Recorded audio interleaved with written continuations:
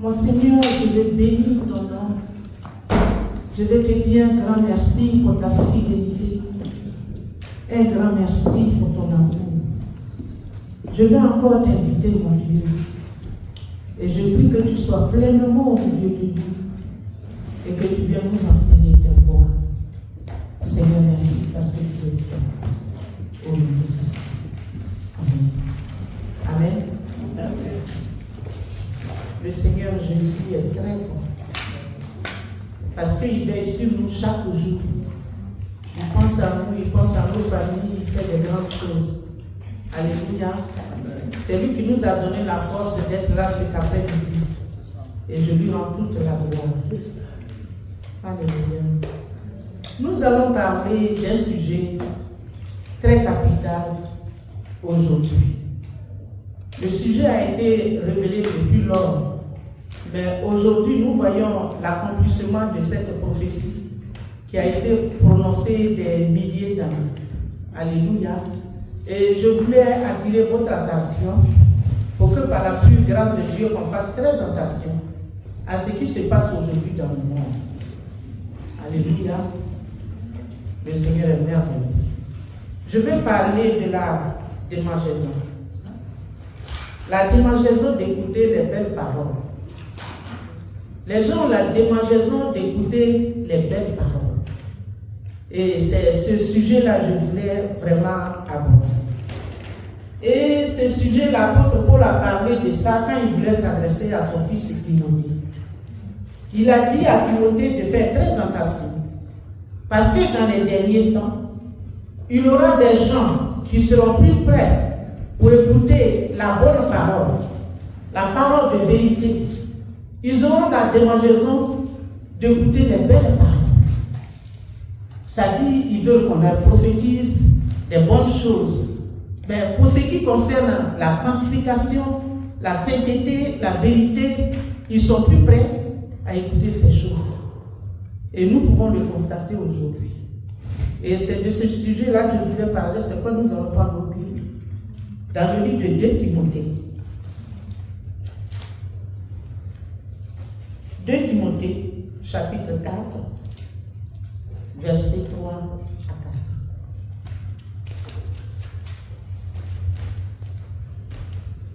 4. Timothée, chapitre 4, verset 3 à 4.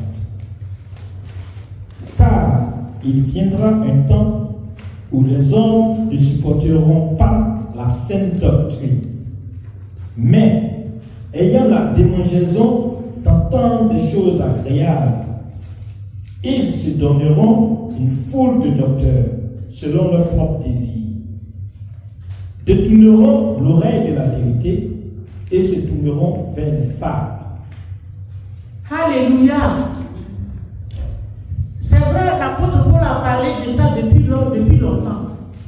On n'était même pas encore nés. Alléluia. Et aujourd'hui, nous avons connu cette révélation.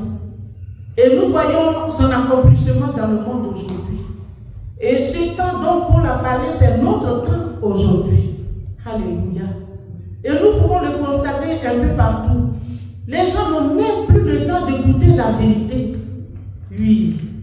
Ils veulent se faire des foules de docteurs. Où on va leur prêcher la bonne aventure, si je veux m'exprimer ainsi.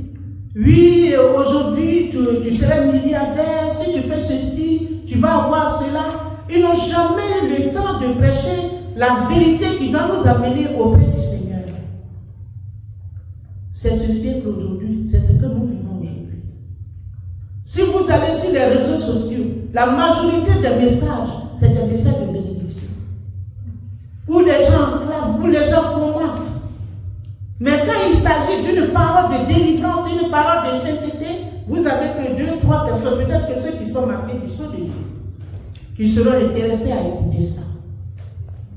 Et je suis là pour réveiller encore nos pensées et à comprendre que Jésus n'est plus loin. Parce que nous voyons l'accomplissement de ces prophéties. Alléluia. Les gens sont bien plus prêts. Ils ne sont pas prêts pour marcher dans la sanctification. Ils viennent à l'église, ils peuvent venir à l'église et puis pécher, ça dit le péché ne leur dit rien. C'est pour dire que Dieu est miséricordieux. Dieu ne peut pas nous punir jusqu'à l'extrême. Dieu ne peut pas faire ceci. Il faut qu'on fasse très attention. Si le Seigneur ne pouvait pas mettre l'accent sur le péché, moi je ne sais que Christ, Dieu aussi, ne pouvait pas se déranger pour envoyer son fils pour qu'il souffre. Dieu ne peut pas dire Jésus va souffrir, va. Et les ceux pour lesquels tu vas payer le prix, ils vont continuer dans le péché, puis moi je vais acclamer. Je ne crois pas. Je ne crois pas que le Seigneur puisse dire des trucs comme ça. C'est pourquoi on doit faire très attention. Très attention à ces choses-là. Alléluia. Dans le petit point, j'ai noté le regret de la sainte doctrine. Paul dit quoi? Ils ne supporteront pas la sainte doctrine. Et cela aussi doit nous amener à comprendre qui est de Dieu, qui n'est pas de Dieu. Parce que le Seigneur dit, celui qui est de Dieu, il aime écouter la parole de Dieu. Et il est content d'être dans la présence du Seigneur. Il est content d'entendre la vérité, la sainteté. Il veut ça pour se corriger. Il veut ça pour se rapprocher de Dieu. Quelqu'un qui cherche sérieusement le Seigneur ne se donnera pas à une foule de docteurs qui vont dire, oui, voilà, et si tu fais ça, immédiatement tu vas avoir ceci. Je crois que cette personne même n'aura même pas le pouvoir de fréquenter un conseil. Mais il y a beaucoup de personnes qui sont dans ce système. On doit faire très attention par rapport à cette prophétie qui nous a été révélée depuis lors. Alléluia. La sainte doctrine, c'est l'enseignement qui garde la foi pure et qui conduit à la sainteté. C'est ça la sainte doctrine. Ta foi est gardée pure. Cette parole t'amène à te sanctifier, à te rapprocher de Dieu, à fuir le péché. Ça, c'est la sainte doctrine. Et c'est ce que nous voulons aujourd'hui. C'est ce que les chrétiens de Béret ont expérimenté. La Bible dit qu'après la prédication de l'apôtre Paul, ils se mettent en groupe pour examiner si ce que Paul a dit est vrai. Tellement qu'ils cherchaient Dieu, tellement qu'ils cherchaient la sainte doctrine. Et c'est ce que nous avons, c'est ce que nous devons faire aujourd'hui. On doit chercher la sainte doctrine. Oui, la vie de sanctification, la vie de pureté, où la foi est travaillée, où la foi est équilibrée, où la foi est soudée, alléluia, solide, où la foi ne peut pas s'écouler à moins de choses. Nous avons besoin de la sainte doctrine, parce qu'elle soigne ton âme, elle arrange ta vie, elle te donne un bon comportement, une ligne de conduite. Oui, on doit opter pour ça. On doit rechercher ça.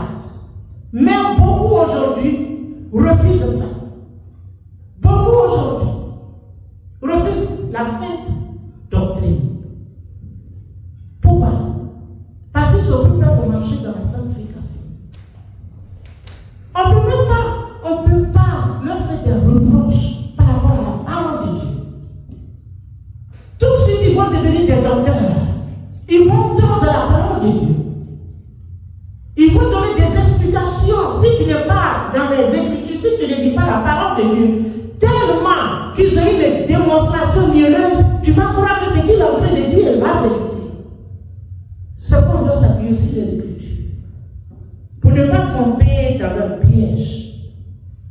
Oui, Israël a été victime de ça.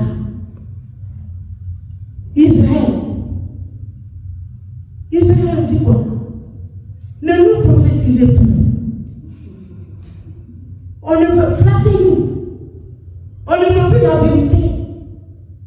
Nous avons dit ça dans Ésaïe. Ésaïe 30, verset 10.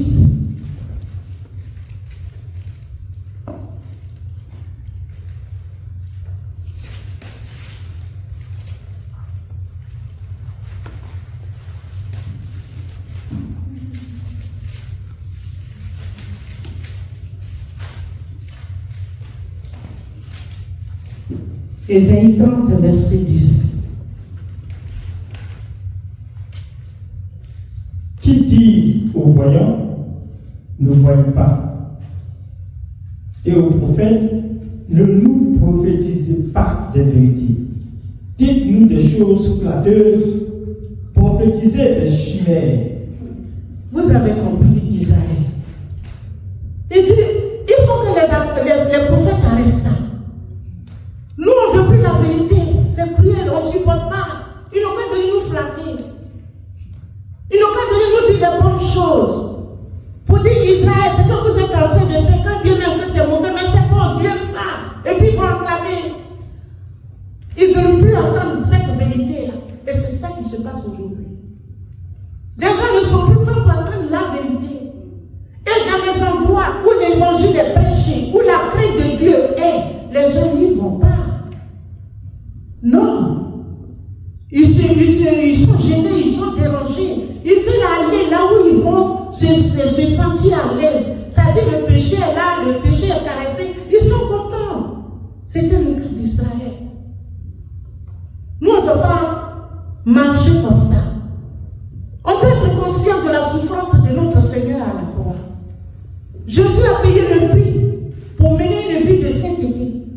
Jésus a payé le prix pour marcher dans la sainte doctrine. On ne peut pas copier le monde. Parce qu'il y a un jugement qui nous attend. Oui. Tu ne peux pas vivre dans le péché. Et puis voilà, comme tu es mort, on va dire bon, prions, et puis voilà, tu es au ciel. Non, ça ne se passe pas comme ça.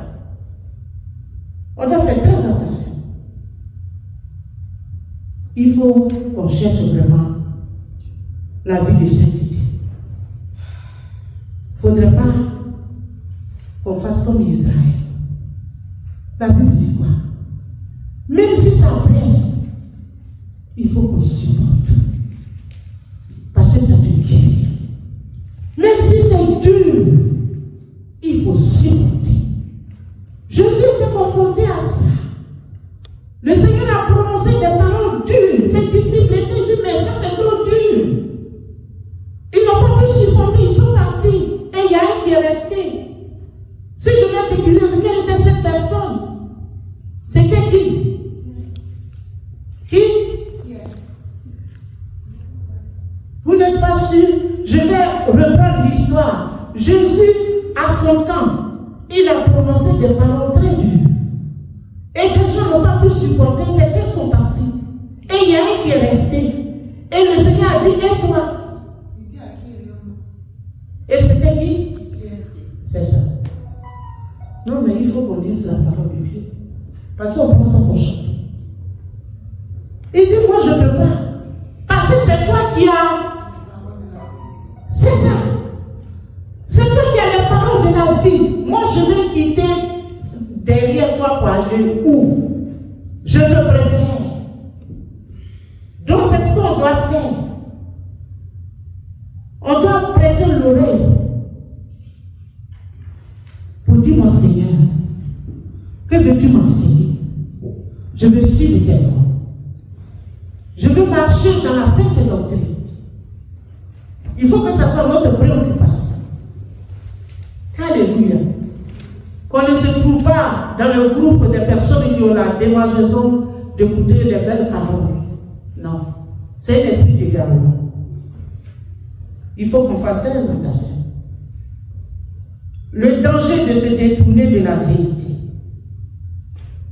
Alléluia. Quand tu te détournes de la vérité, tu vas loin du Seigneur. Or, nous ne voulons pas être loin de Dieu. On veut être tout près du Seigneur. La vérité, c'est sa parole. Il faut accepter la parole de Dieu. Il faut marcher dans la parole de Dieu. Alléluia. La vérité aussi, c'est Jésus. Accepter Jésus dans ton cœur, c'est accepter aussi la vérité. Parce que si tu as Christ, c'est qu'il y a la vérité en toi.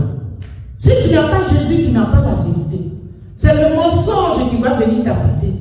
Et nous savons qui est menteur. C'est qui? C'est ça.